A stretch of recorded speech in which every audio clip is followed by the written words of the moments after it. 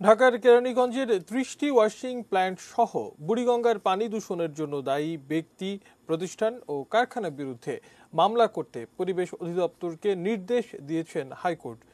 বুড়িগঙ্গা দূষণ রোধে জনস্বার্থে করা একটি রিট মামলার রুল শুনানি নিয়ে রোববার বিচারপতি গোবিন্দ চন্দ্র ঠাকুর ও মোহাম্মদ উল্লাহর হাইকোর্ট বেঞ্চ এ আদেশ দেন।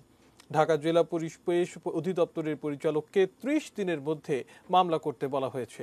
সেই সঙ্গে কেরানীগঞ্জে বুড়িগঙ্গার পানিতে বা তীরে কোনো ব্যক্তি বা প্রতিষ্ঠান যেন ময়লা আবর্জনা ফেলতে না পারে সে বিষয়ে তদারকির ব্যবস্থা করতে ঢাকার জেলা প্রশাসক, পুলিশ সুপার, কেরানীগঞ্জ উপজেলা চেয়ারম্যান, নির্বাহী কর্মকর্তা ও কেরানীগঞ্জ থানার ওসিকে নির্দেশ দিয়েছেন আদালত।